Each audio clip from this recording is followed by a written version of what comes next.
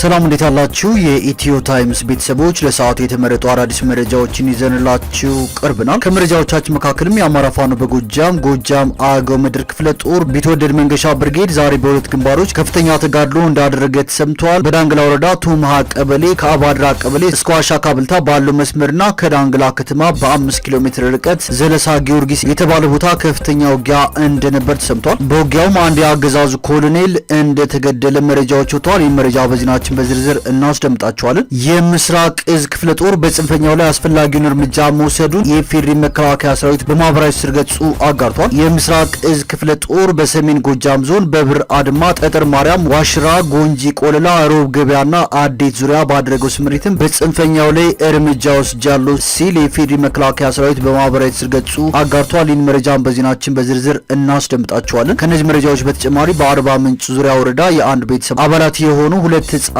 መገደላቸውን ሄሚቲ በሚል ቅጽል ስማቸው የሚታወቁት ዳጋሎ በቴሌግራም በተሰራጨ የተቀዳ ድምጽ ብሔራዊ ጦሩ ካርቱምን በመቆጣጠሩ የሱዳን ፈጥኖ ደራሽ ኃይል ለቆ እንደወጣ ማረጋገጣቸው፣ ዶክተር አብይ አህመድ አሰብን በጉልበት ይጠቀልላል የሚል ስጋት እንዳለው በዓለም አቀፍ እንዲሁም በሀገራት መካከል ውጥረት ሲከሰት ሰፋ ያለ የቀውስ ጥናት በማካሄድ የሚታወቀው ክራይሲስ ግሩፕ የተባለው ግብረ ሰናይ ድርጅት ሰፋ ያለ ዘገባ ማውጣቱን፣ እንዲሁም ዘለንስኪ በትራምፕ የቀረበውን የዩክሬን ማዕድን ስምምነት አልፈርምም ማለታቸውንና ሌሎችን በዝርዝር የምንመለከታቸው መረጃዎች አካተናል። ቻናላችን ሰብስክራይብ በማድረግ የደወል ምልክቷን በመጫንና መረጃውም ለብዙዎች እንዲዳረስ ላይክ በማድረግ እስከ መጨረሻው አብራችሁን ቆዩ።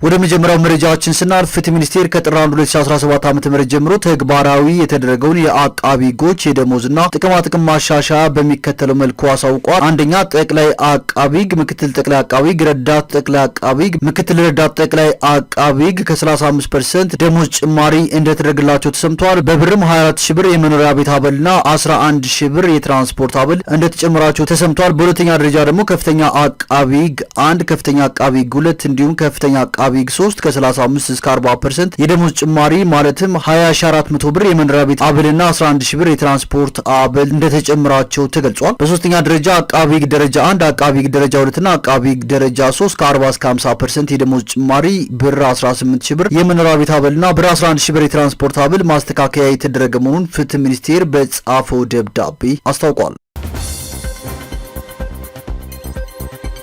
ወደ ቀጣይ መረጃችን ስናልፍ ዘለንስኪ በትራምፕ የቀረበውን የዩክሬን ማዕድን ስምምነት አልፈርምም ብሏል። የዩክሬን ፕሬዝዳንት ዘለንስኪ ከአሜሪካ የወሰዱትን ወታደራዊ እርዳታን ወደ ብድር የሚቀይረውን በአሜሪካው ፕሬዝዳንት ዶናልድ ትራምፕ የቀረበውን አዲሱን የማዕድን ስምምነት ውድቅ አድርጓል። ዘለንስኪ የባይደን አስተዳደር በነጻ የሰጠኝን ለመክፈል አልገደድም ብሏል። ስምምነቱ መሆን ያለበት ከዚህ በኋላ ለማገኘው ወታደራዊ ድጋፍ እንጂ ስላለፈው አይደለም ሲሉም ዘለንስኪ ተናግረዋል።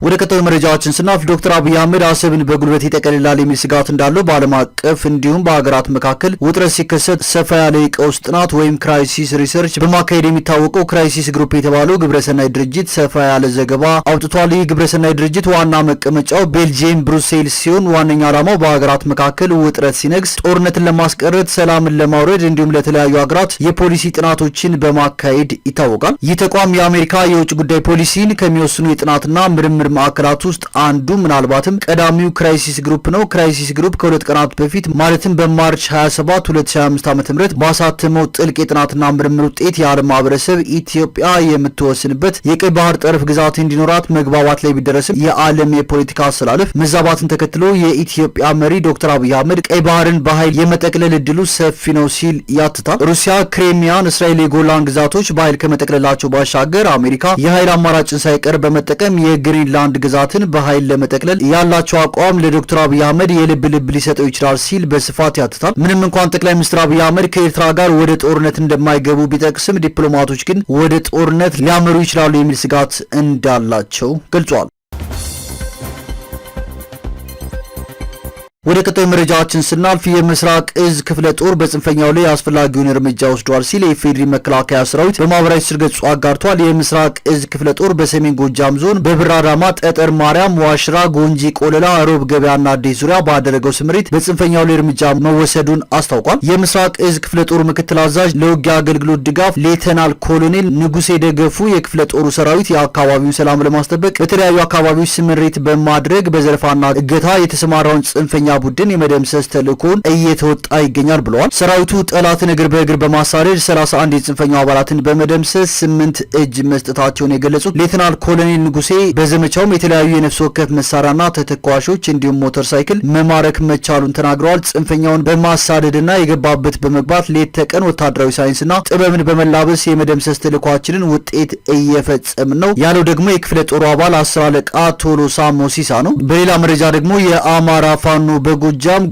አገው ምድር ክፍለ ጦር ቢትወደድ መንገሻ ጀንበሬ ብርጌድ ዛሬ በሁለት ግንባሮች ከፍተኛ ተጋድሎ አድርጎ አንጸባራቂ ድል ማስመዝገቡን የአማራ ፋኖ በጎጃም አሳውቋል። እንደ መረጃ ከሆነ አንደኛ በዳንግላ ወረዳ ቱምሃ ቀበሌ ከአባድራ ቀበሌ እስከ ዋሻ ካብልታ ተዘርግቶ የነበረው የአገዛዙ 23ኛ ክፍለ ጦር ሬጅመንት በቢትወደድ መንገሻ ጀንበሬ ብርጌድ ዋሻ ላይ ጥቃት እንደደረሰበትና ለጊዜው ቁጥሩ በውል ያልታወቀ የአገዛዙ ሰራዊት ሲደመሰስ አንድ ኮሎኔል እንደተገደለም ተሰምቷል። በሁለተኛ ደረጃ ደግሞ ከዳንግላ ከተማ 5 ኪሎ ሜትር ርቀት ዘለሳ ጊዮርጊስ የተባለ ቦታ ላይ የቢትወደድ መንገሻ ጀንበሬ ብርጌድ አንደኛ ሻለቃ አባላት ባደረጉት ተጋድሎ በአገዛዙ ኃይል ላይ ከፍተኛ ጉዳት ማድረሳቸውን የአማራ ፋኖ በጎጃም መግለጫ አውጥቷል። በሌላ መረጃ ደግሞ የአማራ ፋኖ በሸዋ ከሰም ክፍለ ጦር ለወራት ያሰለጠናቸውን ስፔሻል ኮማንዶዎች ዛሬ ማስመረቁ ተሰምቷል። ወደ ቀጣዩ መረጃችን ስናልፍ የሱዳን ፈጥኖ ደራሽ ኃይል ከካርቱም ለቆ መውጣቱን አዛዡ መሐመድ ሐምዳን ዳጋሎ ለመጀመሪያ ጊዜ አምነዋል። ዳጋሎ ዛሬ በሰጡት መግለጫ በእርግጥም ከካርቱም ለቀን መውጣታችንን አረጋግጣለሁ፣ ነገር ግን በጠንካራ ቁርጠኝነት እንመለሳለን ብለዋል። ሄሚቲ በሚል ቅጽል ስማቸው የሚታወቁት ዳጋሎ በቴሌግራም በተሰራጨ የተቀዳ ድምጽ ብሔራዊ ጦሩ ካርቱምን በመቆጣጠሩ የሱዳን ፈጥኖ ደራሽ ኃይል ለቆ መውጣቱን አረጋግጠዋል። ዳጋሎ በዚሁ መግለጫቸው ባለፉት ጥቂት ቀናት ካርቱምን ለቀን ወደ ኦምዱርማን ለመውጣት ተገደናል ብለዋል። ይህም በአመራሩ የተወሰደ ስልታዊና የተቀናጀ ውሳኔ ነበር ብለዋል። ኃይላቸው የበለጠ ተጠናክሮና በአሸናፊነት ወደ ካርቱም እንደሚመለስም በማመልከት ተናግረዋል። እንደዚያም ሆኖ ግን የብሔራዊ ጦሩ ይዞታውን እያጠናከረ ወደ ኦምዱርማን የሚያደርገውን ግስጋሴ ቀጥሎ በማዕከላዊ የከተማዋ ክፍል እየደረሰ እንደሚገኝ ሮይተርስ የዜና ወኪል ዘግቧል። የብሔራዊ ጦሩ አዛዥ ጀኔራል ሐምዳን ዳጋሎ ትናንት ቅዳሜ ባወጡት መግለጫም ከአርኤስኤፍ ጋር የሚደረግ ድርድር እንደማይኖር በግልጽ አስቀምጠዋል። ወደ ቀጣዩ መረጃችን ስናልፍ በአርባ ምንጭ ዙሪያ ወረዳ የአንድ ቤተሰብ አባላት የሆኑ 2 ህጻናት መገደላቸው ተሰምቷል። በደቡብ ኢትዮጵያ ክልል ጋሞ ዞን አርባ ምንጭ ዙሪያ ወረዳ ትናንት ምሽት የአንድ ቤተሰብ አባላት የሆኑ 2 ህጻናት በአሰቃቂ ሁኔታ ተገድለዋል። ፖሊስ በቡድን የተደራጁ ያላቸው አካላት በወረዳው ዘይሴ ወዘቃ ቀበሌ ግድያውን የፈጸሙት ህጻናቱን በቤት ውስጥ አስገብተው በመቆለፍ በእሳት እንዲቃጠሉ በማድረግ ነው ብሏል። በደቡብ ኢትዮጵያ ክልል ጋሞ ዞን አርባ ምንጭ ዙሪያ ወረዳ ትናንት ምሽት የአንድ ቤተሰብ አባላት የሆኑ 2 ህጻናት በአሰቃቂ ሁኔታ መገደላቸውን የጸጥታ ኃላፊዎች ገልጸዋል። ፖሊስ በቡድን የተደራጁ ያላቸው አካላት በወረዳው ዘይሴ ወዘቃ ቀበሌ ግድያውን የፈጸሙት ህጻናቱን በቤት ውስጥ አስገብተው በመቆለፍ በእሳት እንዲቃጠሉ በማድረግ ነው ብሏል። ህይወታቸው ያለፈና የአንድ ቤተሰብ አባል የሆኑ የ4 እና የ7 ዓመት ዕድሜ ያላቸው ህጻናት መሆናቸውን የአርባ ምንጭ ዙሪያ ወረዳ ሰላምና ጸጥታ ጽህፈት ቤት ኃላፊ አቶ ኮሜ ገልጸዋል። በህጻናቱ ላይ የፈጸሙት ጥቃት ዘግናኝ፣ ከሰብአዊነት ያፈነገጠና አረመኔያዊ ነው ያሉት አቶ ኮሜ ጥቃት አድራሾቹ በዛው ቀበሌ በአንድ የወረዳ አመራር መኖሪያ ቤት ላይ የተኩስ ርምታ ከፍተው እንደነበር ገልጸዋል። በጥቃቱ በሰው ላይ የደረሰ ጉዳት ባይኖርም በመኖሪያ ቤቱ ላይ ግን መለስተኛ ውድመት አድርሰዋል ብለዋል። በአሁኑ ወቅት የጋሞ ዞንና የደቡብ ኢትዮጵያ ክልል የጸጥታ አካላት በአካባቢው ተሰማርተው የድርጊቱን ፈጻሚዎች ለመያዝ ጥረት እየተደረገ እንደሚገኝ የጽህፈት ቤቱ ኃላፊ ተናግረዋል። እስካሁን ከዋነኛ የድርጊቱ ተጠርጣሪዎች መካከልም አንዱ የተያዘ ሲሆን ሌሎች ተጠርጣሪዎችን ለመያዝ እየተሰራ መሆኑንም ኃላፊው ጠቅሰዋል። ወደ ቀጣዩ መረጃችን ስናልፍ በከተሞች ባለቤትነት የሚነሱ ጥያቄዎች የፖለቲካ ውጥረት መንስኤ መሆናቸው ተነግሯል። በኢትዮጵያ በከተሞች ባለቤትነት የሚነሱ ጭቅጭቆችና ውዝግቦች የፖለቲካ ውጥረት መነሻ የሆኑ መምጣታቸውን በዘርፉ ጥናት ያቀረቡ ምሁራን ገልጸዋል። በአዲስ አበባ የተለያዩ ህዝባዊ በዓላትና ክንውኖች ፖለቲካዊ ገጽታን ተላብሰው መካሄዳቸው ከተማው የኛ ነው የሚለውን ፉክክር ለማጉላት እየዋለ መሆኑንም ጥናት አቅራቢዎቹ ገልጸዋል። እንደ ሐዋሳ ያሉ ከተሞች ለሲዳማ ክልል መሰጠታቸው በሌሎች የደቡብ ክልሎች ውስጥ በጋራ የገነባነውን ከተማ ተቀማን የሚል ስሜት መፍጠሩም ተገልጿል። በሆሳና ከተማ በሃይማኖት ተቋማት መካከል የህዝብ መሰብሰቢያ ቦታ ለማግኘት የተፈጠረው ፉክክርና ከውጭ በሚላክ የሐዋላ ገንዘብ የሚፋጠነው የከተማው እድገት ውጥረት መፍጠሩም ተጠቁሟል። በድሬዳዋ ደግሞ ከዚያ አለፍ ብሎ የከተማ ባለቤትነት ፉክክሩ 2 ራሳቸውን የቻሉ ክልሎች የሚያነሱት ጥያቄ መነሻ እንደሆነ ተገልጿል። በእነዚህና በሌሎች ከተሞች ላይ የሚነሳው የይገባኛል ፉክክር በአግባቡ ካልተመራና ይህን ችግር የሚፈታ የከተማ ልማት ፖሊሲ ካልተተገበረ ሁኔታዎች ወደ ግጭት ሊያመሩ የሚችሉበት እድል መኖሩም ተጠቁሟል።